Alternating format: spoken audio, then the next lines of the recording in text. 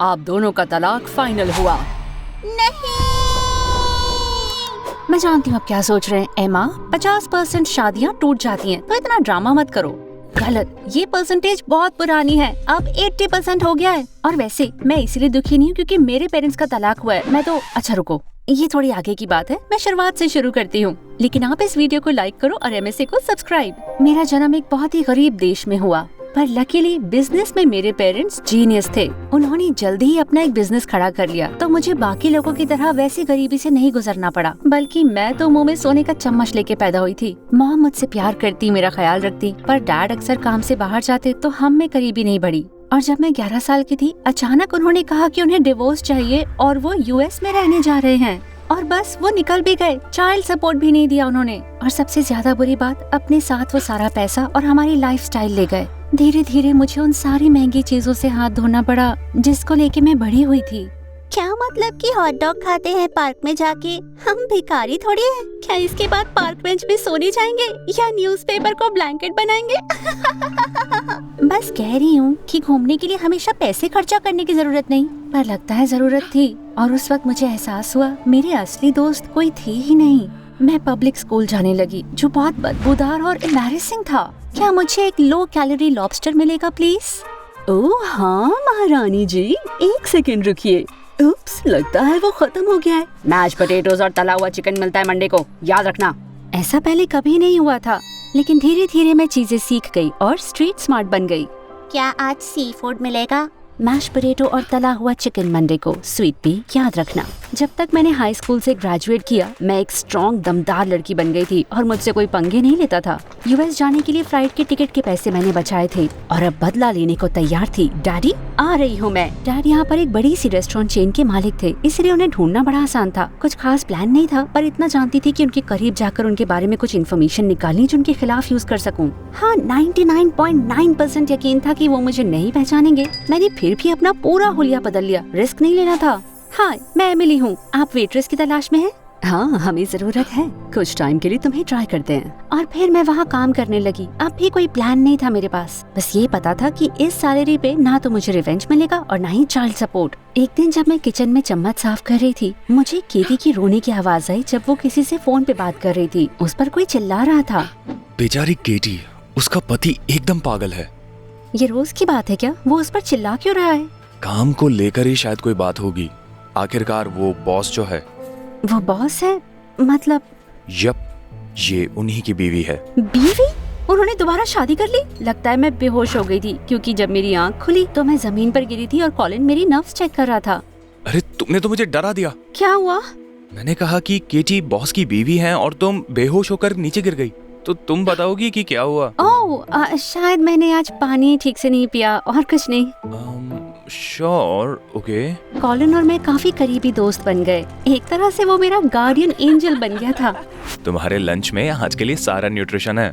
दोबारा मेरे किचन में बेहोश मत होना। हालांकि क्या?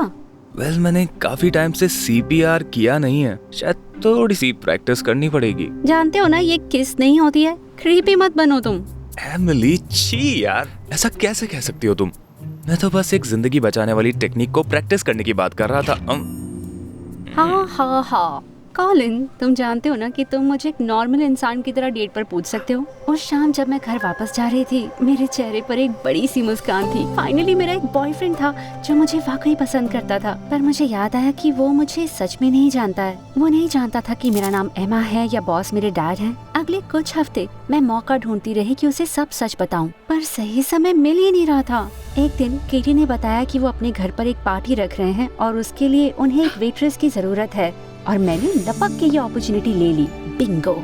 उस शाम जब मैं उनके बंगले में पहुंची तो मुझे मेरा बचपन याद आ गया, और उस वक्त मुझे एहसास हुआ कि डैड के जाने पर उनकी जिंदगी रुकी या बदली नहीं, जैसी मेरी हुई थी। उन्होंने कुछ खोया नहीं था। उनके लिए तो मॉम और मैं बस रास्ते का एक पड़ाव थे। बढ़िया घर है ना?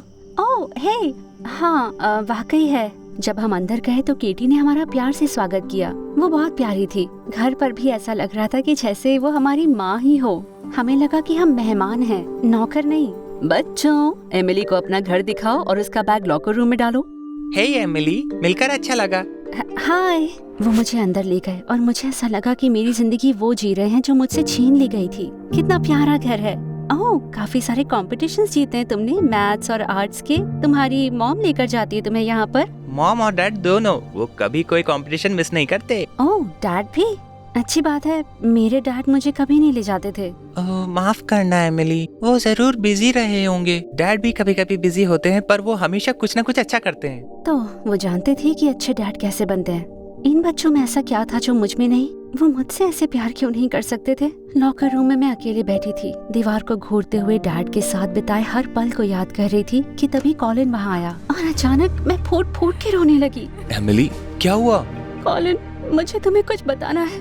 और फिर मैंने उसे अपनी सारी कहानी बता दी और डैड को ढूंढने का मेरा कारण भी। मैंने उससे कुछ भी नहीं छुपाया। कॉलिन का मुंह खुला का खुला रह गया। मेरी बात सुनकर थोड़ी देर वो चुप रहा, फिर उसने कहा, सच कहूँ तो अच्छा ही हुआ। क्या तुम नाराज नहीं हो कि मैंने तुमसे झूठ कहा? कोई जानता नहीं है, लेकिन मेरा असली नाम है सैमसन। मुझे इससे और अपने पेरेंट्स दोनों से नफरत थी। 18 साल की उम्र में जब मैंने घर छोड़ा तो नाम बदल लिया। मैं नहीं कहूँगा कि मेरा असली रूप सैमसन है, जो एक गुस्सैल टीनेजर था। हर रोज मैं कॉलिन बनने का फैसला लेता हूँ, तो मैं यही हूँ।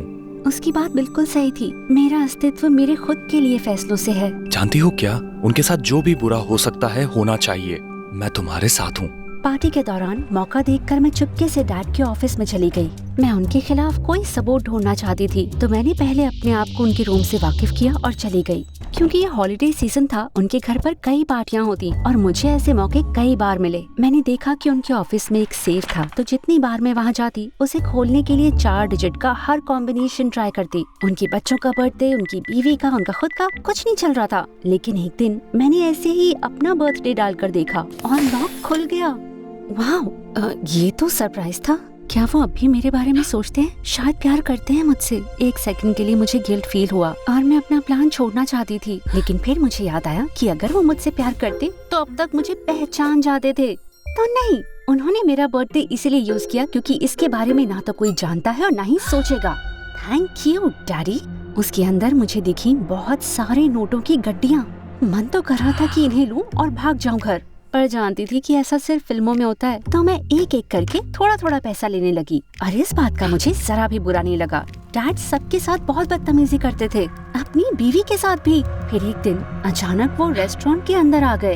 तुम यहाँ क्या कर रहे हो डियर? वेल, ये मेरा रेस्टोरेंट है ना, मैं देखने आया हूँ कि यहाँ सब कुछ सही से चल रहा है या नहीं। पर मैं यहाँ इसी के लिए तो हूँ। तो मुझे रेस्टोरेंट क्यों नहीं चलाने देते? हर चीज कंट्रोल क्यों करते हो तुम? तुम जरा मेरी बात सुनो। मैं जानता हूँ तुम हाउसवाइफ बनकर बोर हो गई थी तो यहाँ मैनेजर बनने आ गई, पर मैं यहाँ असली काम करने आया हूँ। तो तुम बाहर जाकर टहलो जब तक मैं यहाँ सब कुछ देखता हूँ। नहीं, ये बिल्कुल सही। मैं तुमसे पूछ नहीं रहा था। लग रहा था केटी रोने वाली थी। वो रेस्टोरेंट से चली गई और डैड सब कुछ ठीक से जांचने लगे। हर कोई डरता था उनसे, खासकर मैं। तुम वहाँ पर? मैं? ये पहली बार था कि डैड ने सीधा मुझसे बात करी, सालों बाद। हाँ, क्या नाम है तुम्हारा? उस वक्त डर से तो मेरे पसीने छूटने लगे थे, पर फिर मुझे एहसास हुआ कि कॉलिन मेरे पीछे है। उसने अपना हाथ मेरे कंधे पर रखा और मुझे थोड़ी हिम्मत आई। मैं एमिली हूँ सर। एमिली? यहाँ नहीं हो क्या? कुछ महीने हो गए हैं मुझे यहाँ सर। मैं तभी तो अजीब से दिखने वाले आदमी रेस्टोरेंट के अंदर आए और मुझे जांच पड़ताल से बचा लिया। डैड ने मुझे अकेला छोड़ दिया और उनके साथ रेस्टोरेंट के पीछे एक छोटे कमरे में गए। कुछ देर के बाद हेड कुक को भी अंदर बुलाया गया और जब वो बाहर आया तो परेशान सा दिख रहा था। 1 घंटे बाद डैड और वो अजीब से आदमी रूम से बाहर आए। उन्होंने हाथ मिलाया और फिर सब चले गए। ये सब क्या था आखिर? मैं पता करता हूँ। उस रात मुझे जरा भी नींद नहीं आ पाई। मेरे डैड ने मुझसे नजरें मिलाई, मुझसे बात करी और मुझे पहचाना ही नहीं। इसे कैसे भूल सकता है कोई? अगले दिन कॉलिन मेरे पास भागते हुए आया। लग रहा था फूटने वाला है। एमा, हमें मिल गया। सच में?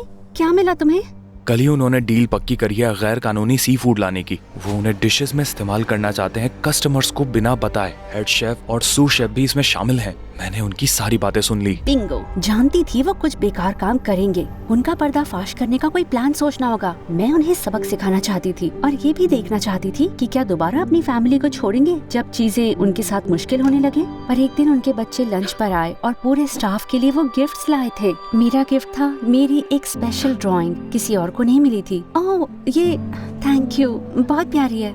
बच्चे तुम्हें बहुत पसंद करते हैं मिली। कहते हैं कि तुम उन्हें नॉर्मल बच्चों जैसे ट्रीट करती हो, बॉस के बच्चों जैसे नहीं। जब उन्होंने ये कहा तो मुझे मेरे बचपन की झलक दिखाई दी, एक अकेली बिगड़ी हुई बच्ची जिसके कोई दोस्त नहीं थे। जब डैड साथ थे तो नॉर्मल बच्चे के जैसा मेरे से कोई बिहेव नहीं करता था। कुछ दिनों के बाद जब मैं उनके घर में वापस काम कर रही थी, डैड किचन में घुसी बहुत गुस्से में। उन्हें पता चल गया था कि उनके सेफ से कोई पैसे चुरा रहा है। अपने दिन गिन लो तुम जो भी हो। तुम्हें क्या लगता है कि इतने बड़े घर में कोई सिक्योरिटी कैमरा नहीं होगा? एक बार टेप मिले तो तुम्हारा काम तमाम।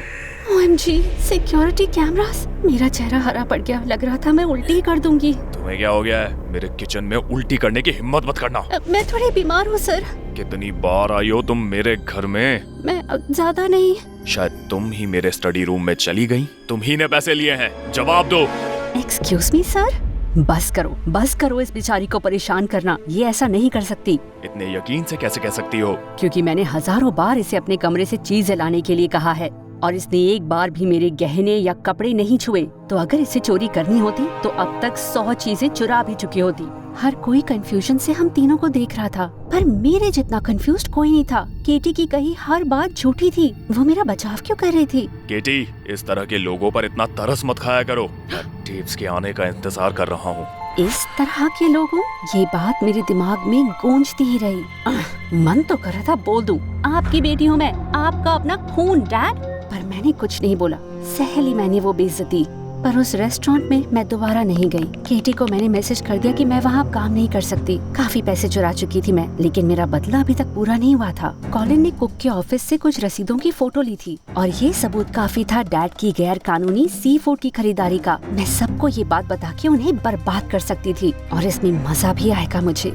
लेकिन इसी के साथ जब भी मैं उनको जेल जाते देखती तो मुझे दिखती उनके बच्चों की उदास शक्लें, और जितनी बार मुझे उनका ख्याल आता तो मुझे याद आता अपना बचपन कि मैं कितनी हर्ट थी। कॉलिन, मैं चाहती हूँ कि वो बर्बाद हो जाए, पर अगर मैंने ऐसा किया तो मैं उनकी फैमिली को वही दुख दूंगी जो मुझे और मेरी माँ को मिले, और मैं खुद को कभी माफ नहीं कर पाऊंगी। मैं क्या करूँ? बेबी, उनकी फीलिंग्स और उनके भविष्य के बारे में सोचकर तुम अपने डैड से कहीं गुना बेहतर हो ही चुकी हो। ये तुम्हारा फैसला है, तुम्हें जो ठीक लगे वही करो। बहुत सोचने के बाद मैंने फैसला किया कि ये चीज मैं किसी और को सौंप देती हूँ। उस रात मैंने केटी से डाइनर में मिलने के लिए कहा। हेलो एमा। ओ, ये तो बुरी शुरुआत है। तुम्हें हायर करने के कुछ ही समय बाद मैं जान गई थी तुम कौन हो। मैं सोच ही रही थी कि तुम हमारे लिए काम करने क्यों आई हो, और अब जानती हूँ तुमने हमसे वो पैसा चुराया अपने डैड से बदला लेने के लिए। घबराओ मत, मैंने सबूत मिटा दिए। पर फिर आपने मेरा बचाव क्यों किया? एमा, जब मुझे पता लगा कि तुम कौन हो तो मैंने सारी जानकारी इकट्ठा करनी चाहिए तुम्हारी मॉम और तुम्हारे बारे में। तुम्हारे डैड नालायक हैं, वो ये डिजर्व करते हैं। आप उनके साथ हो क्यों फिर? पैसे के लिए? आप उससे कहीं ज्यादा डिजर्व करती हैं। आपके बच्चे ज्यादा डिजर्व करते हैं। मुझे पैसे की परवाह नहीं है, पर मैं नहीं चाहती मेरे बच्चे वो सब सहें जो तुमने सहा है।